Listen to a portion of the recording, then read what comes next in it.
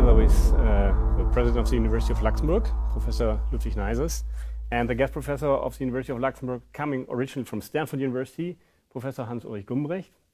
And today the idea is to have a short discussion about humanities and social sciences and the role and responsibility in the society. I would like to start with a short question to the president.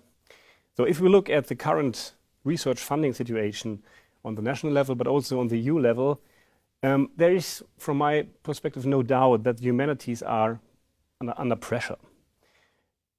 But simultaneously, there's still a big and increasing number of students in the humanities. And if you consider the historical emergence of the humanities as an answer to modernity, the need for intellectual orientation seems to be higher than ever. So do you think that we can actually really speak of a crisis of the humanities? The humanities are in a permanent crisis. The humanities are concerned with the human being, and as human beings, we are more or less in a permanent crisis. So that answer is easy. In terms of funding pressure, I agree. That is not new. That has always been the case.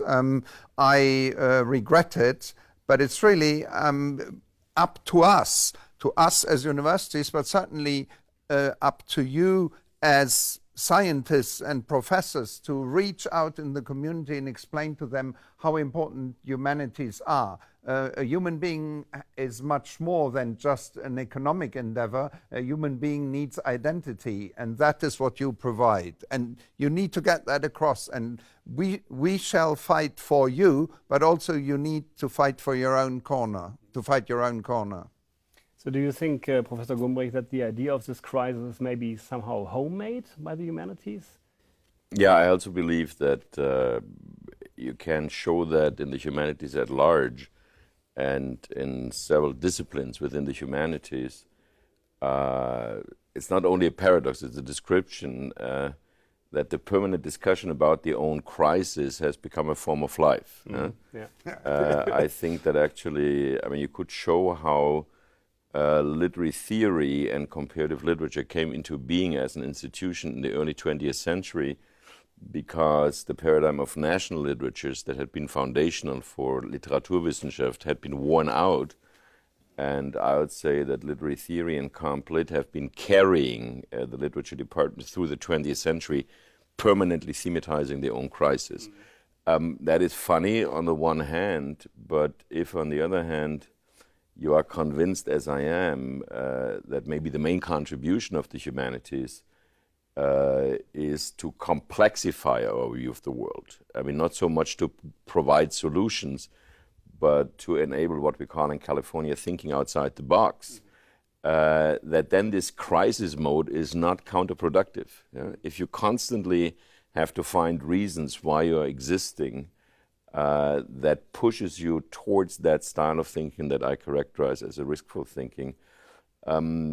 I do think there's a different understanding of crisis that could be described in the sense, and we were indirectly talking about that, that the existence of the humanities is being taken less for granted than it used to be the case up until, I don't know, maybe the mid or late 20th century. The pressure to justify why you have humanities was not a question as long as we had something like a Bildungsgesellschaft in the 19th century sense of the word.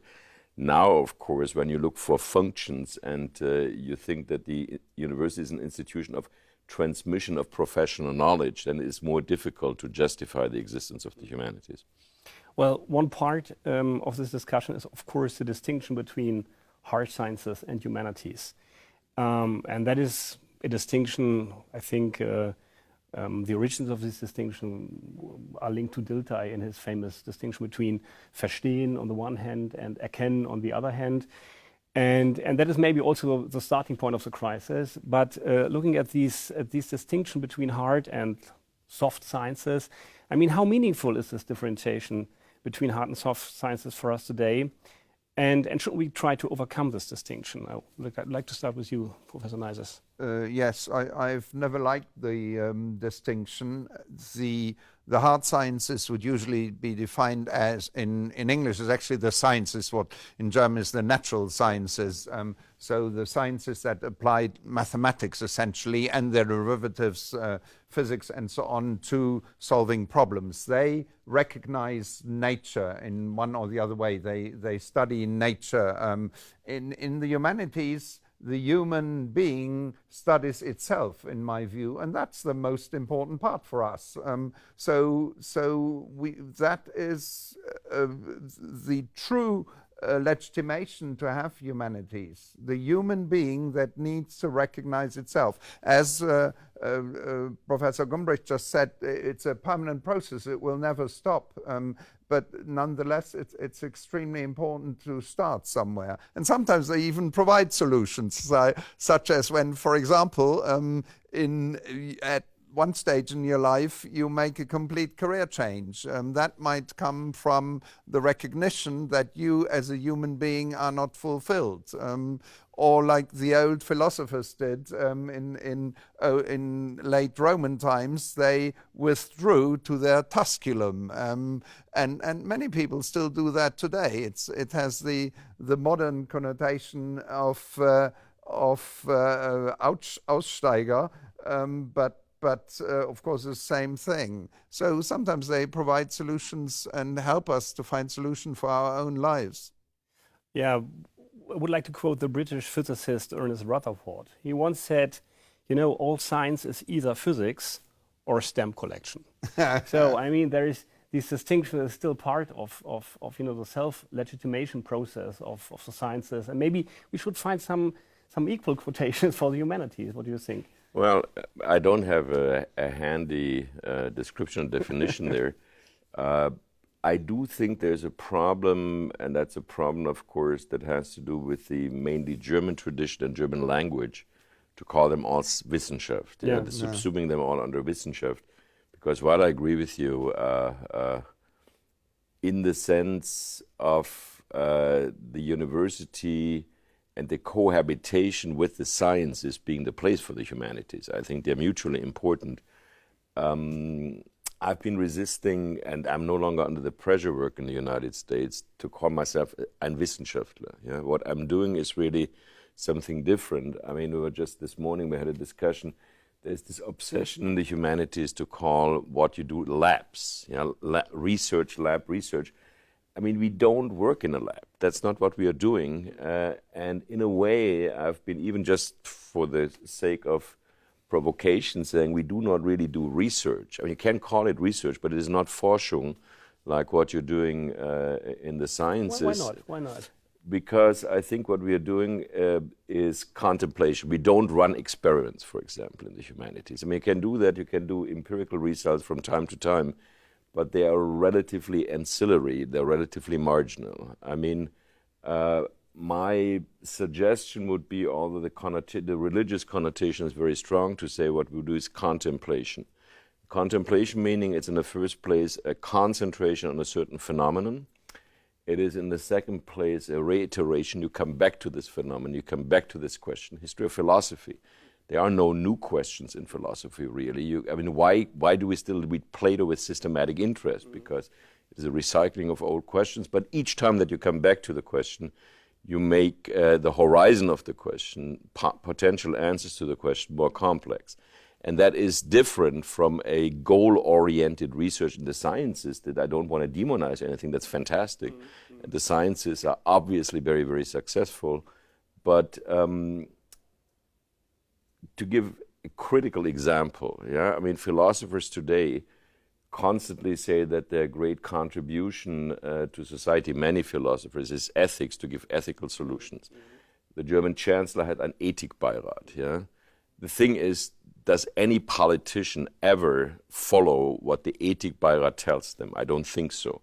I mean, this is a misunderstanding of a goal-oriented type of research in the humanities. Does not happen. I quote against the Ethikbeirat der Kanzlerin, a former Stanford University president, John Hennessy, who was a computer scientist, who was once asked in a Wall Street Journal interview if the enrollment in the humanities would go down to zero, would he maintain the humanities? And he said to everybody's surprise, of course. I said, why?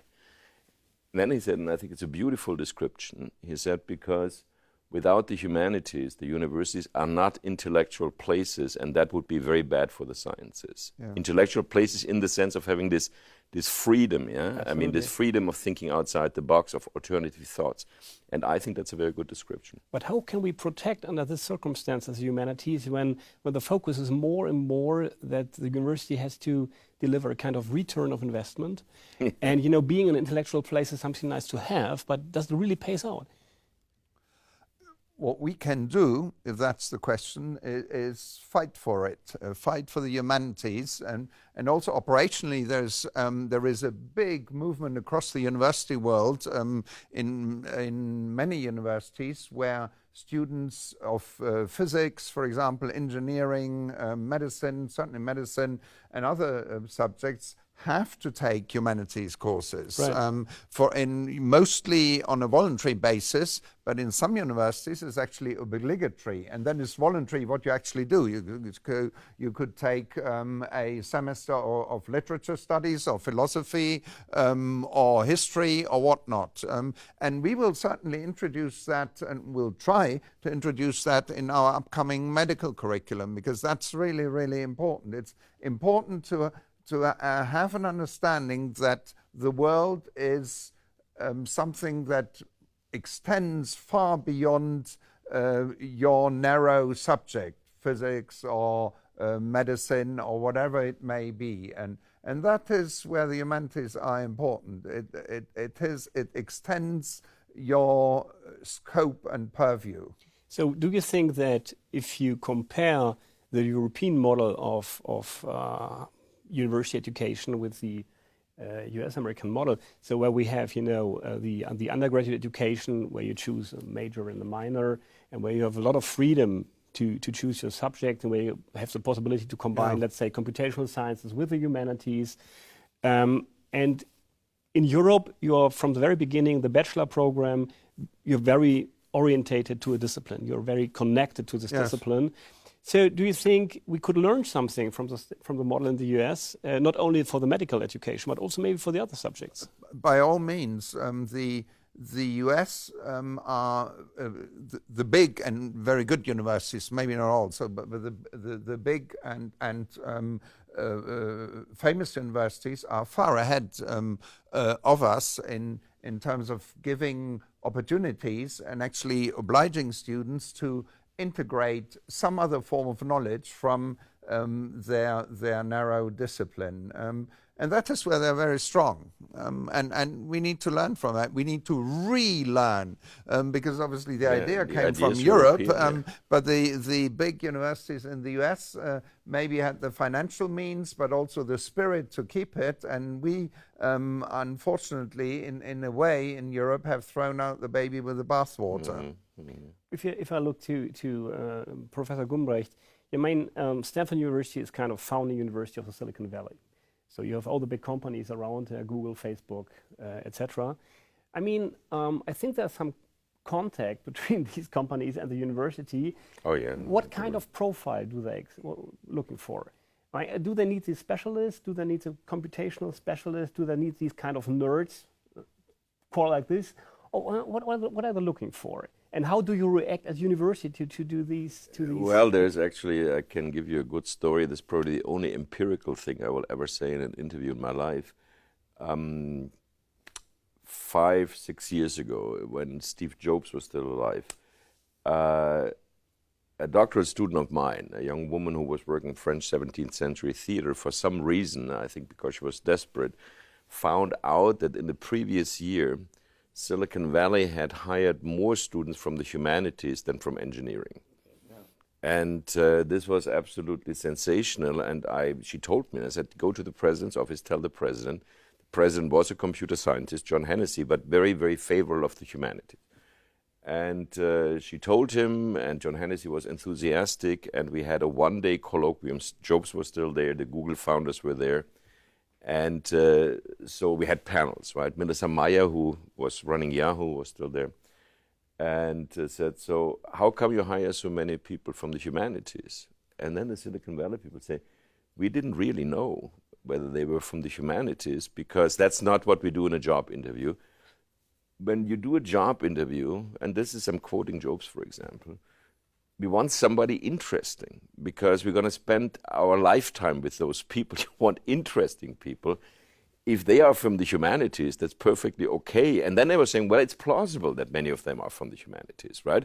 I mean, you wouldn't sort them out because they're not from computer science, because it's to write code, to program, as we say in Europe, that is something they will learn at Google or Oracle. But to be entertaining persons, interesting personalities, that's what they learn in the humanities. Okay. And empirically, it is not every year that they hire more, but they hire a large portion of humanities students. And meanwhile, they even hire doctoral students in Silicon Valley. Yeah, I mean, because once again, the skill, the professional skill, is something you learn by doing. But this type of personality that enables you to be innovative, that enables you to change ideas, is something that you cannot learn like a skill. So that means that, for example, there are some attempts that humanities should respond to current technical or social developments. For example, with the approach of the digital humanities. So is this something? Is this something what we could call in German a kind of Holzweg, or is it really the future of humanities? I'm not engaged in digital humanities because I'm kind of technologically handicapped. I'm also not. I mean, you know, there is no shortage of people who are good at that in Silicon Valley, so they don't need me. What I can, just for entertainment's sake, however, contribute is that as the humanities, even at Stanford, now have money for digital humanities, many of my colleagues in the humanities hire computer science or engineering majors to work for them and pay them relatively good amounts of money. And these students are all secretly making fun of the digital humanities. Okay. You know? Saying I get $1,500 per month, and the invested time per month is 10 minutes. Yeah, I mean, but if it satisfies my professor, I'm going to do that. Yeah? Okay. So, I mean, that there's an ancillary function, of course. Let's say, to give you an example, if you do conceptual history, Begriffsgeschichte, as you know, I've written some of them. In the olden days, to get a good archive to write a conceptual history of modernity, that took you 5 years, and then you could start writing an article. Today, that takes you 10 minutes. And if you have a good computer, I mean, a good specialist in your department. So we hire at Stanford, for example, in the humanities department, we hire people from computer science, and we tell them, look, I want to write a Begriffsgeschichte of modernity. Please, you know, you have these texts, this body of texts. Please do the search.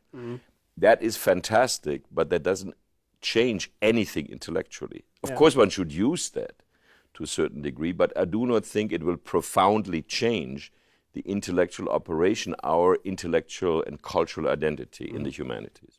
But speed, it still will change the speed with which you work, so it opens the opportunities to broach new subjects. Absolutely. No, I've actually written a total of 5 conceptual histories, which is quite a lot because you have to invest a lot of time.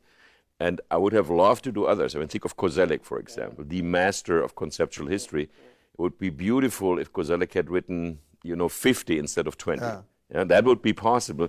But I'm saying it doesn't change the identity of our cultural and intellectual contribution. We can be more efficient, which is great. But what you then can do with a conceptual history, with a Begriffsgeschichte of revolution or modernity or expression, for example, does not change. The tool. I mean, the challenge of digital history is that you have really to combine computational sciences on the one hand, programming skills, and on the other hand, you have to do this intellectual work. Well, of course, it's a question of speed, but still the work has to be done. I fully agree on that.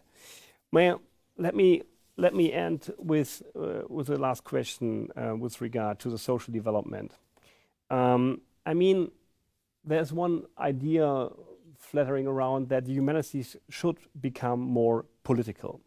So the idea is, should the humanities try to directly intervene in political processes to seek the confrontation with, for example, the new populists or other political phenomena?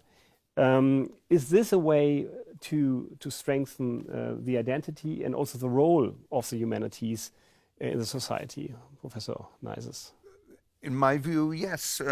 Every scientist has an obligation to go out into the community and explain what they do. Maybe not at every stage of their career. I mean, if at the age of 25, I'm just giving figures, you are in the middle of your building up your medical career or your career in physics, it may not be a good time to give innumerable interviews and write newspaper articles. But if at a time when you are settled and established, I think it is important to go out to the community and explain what you do. And in the humanities, the corollary is to engage in the political dialogue.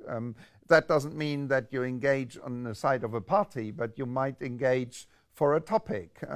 You might engage for promoting your own ideas in ethics, for example. You might engage as a earth scientist, you might engage in the global climate discussion, and so on and so forth. So I do think it's important. It's certainly important for us as institutions.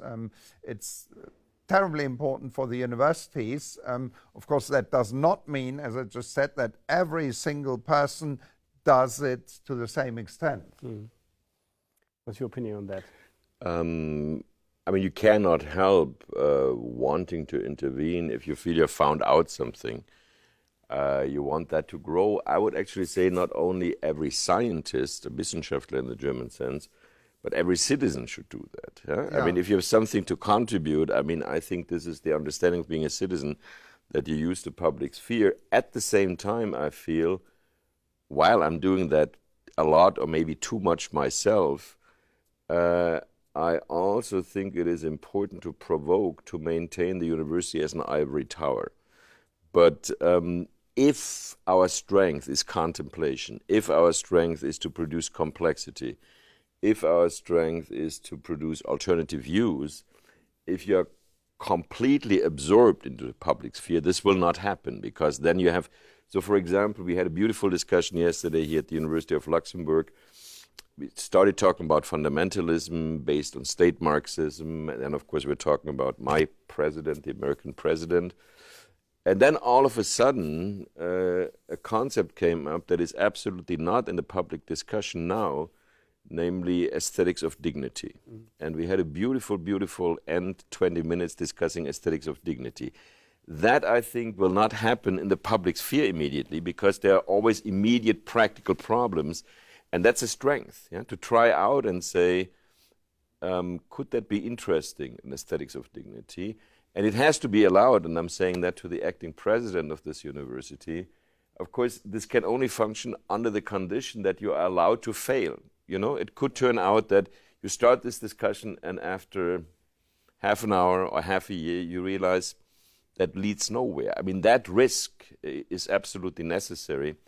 And I think in the age of Drittmittel in Europe, that risk is no longer allowed. You have to always already prove that the yield is certain. And A, we don't have a traditional yield in the humanities. And B, we can only be productive if we have that distance and are allowed from time to time to fail. There is the idea that the humanities may not create a certain knowledge, but they definitely create communities. So eine Gemeinschaft der Gebildeten, that to a certain extent are allowed to confront the society with interesting theories and see what happens, maybe.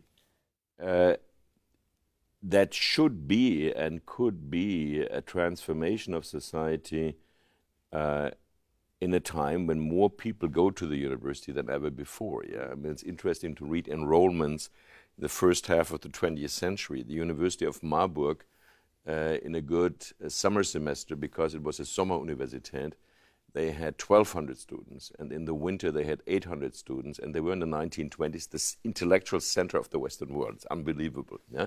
Now today, such a university has 30,000 students or so, and that's a low enrollment. I mean, you have less in Luxembourg yet. But that would be a dream, that more and more people can participate in such a discussion. But if we allow for the universities to deteriorate in pure institutions of the transmission of professional knowledge, this will not happen. And this is, I think, what Hennessy meant when he said the humanities make the university an intellectual place, that they transcend this function of transmission of professional knowledge, which is, of course, important, obviously important, but that they allow for the emergence of a new concept of being gebildet, which in the olden days was associated with a wealth of knowledge, a breadth of knowledge, which in the age of Wikipedia is no longer so necessary. I think cultural competence and being a person who is gebildet, it's a beautiful word, today means that you can engage and participate in a multiplicity, in a plethora of discussions. And that will not happen without the humanities being core of any part of any university education. I mean, very much in the sense, Mr. President, as you were talking about, medical humanities and medicine having an interest in letting the humanities participate. So my last question to Professor Neyses, where do you see the humanities, maybe not globally, but here in Luxembourg at this university in 10 years? I think they will thrive if we fight our corner, as we should. They will thrive. We will be able to convince the society as a whole, Parliament and the government, how important they are. Many, many people are convinced, so we are not in a bad position, but we need to justify ourselves. We need to show we do good work and we are necessary for the country, for the university, and for Europe as a whole. And then there is a bright future. Then we will be able to adjust our role much more to what the others expect. If we change their expectations and if we can show and influence the expectations that they have. It is a dialogue, it won't be easy, but I think we are also seeing a lot of fertile ground where people are really willing to listen. So I thank you very much for this inspiring discussion. Thank you.